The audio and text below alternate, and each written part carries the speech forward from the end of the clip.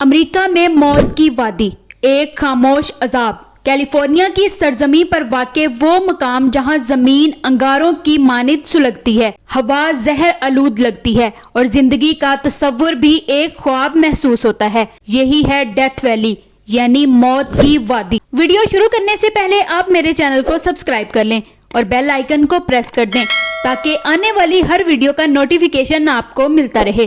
یہ وادی اپنے نام کی طرح محض ایک جغرافیائی خطہ نہیں بلکہ ایک دل دہلا دینے والی داستان ہے۔ یہاں درجہ حرارت 56 ڈگری سینٹی گریڈ سے بھی تجاوز کر جاتا ہے، جو اسے زمین پر سب سے گرم مقام بناتا ہے۔ یہ مقام یوں لگتا ہے جیسے خود سورج نے یہاں اپنی غضبناک آنکھوں کا سایہ ڈال رکھا ہو۔ ڈیتھ ویلی کی خاموشی گونجتی ہے۔ رات کے اندھیروں میں جب ہوا کے جھونکے پتھروں سے ٹکراتے ہیں تو یوں محسوس ہوتا ہے جیسے کوئی اندیکھے وجود چیخ رہے ہوں۔ یہاں کے ریتلے میدانوں میں قدم رکھنے والا ہر مسافر وقت کے تھپیڑوں میں کہیں گم ہو جاتا ہے۔ یہاں کی سب سے خوفناک حقیقت متحرک پتھروں کی کہانی ہے۔ ایسے پتھر جو اپنی جگہ سے خود بخود حرکت کرتے ہیں، پیچھے گہرے نشان چھوڑتے ہیں۔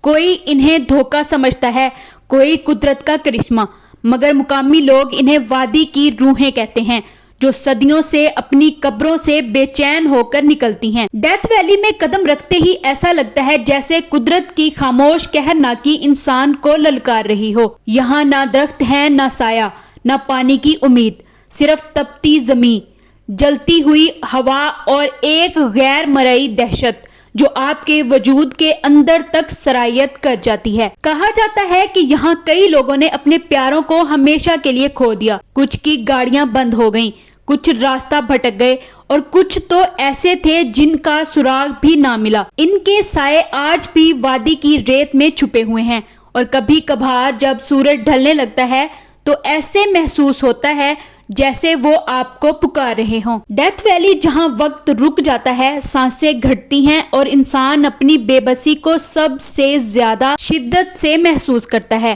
یہ جگہ محض ایک صحرا نہیں بلکہ وہ آئینہ ہے جس میں انسان اپنی ناتوانی کا سچا عکس دیکھتا ہے۔ اگر ہمت ہے تو ایک بار موت کی اس وادی میں قدم رکھو، شاید تم لوٹ آؤ، شاید نہیں۔ آپ کو یہ ویڈیو کیسی لگی؟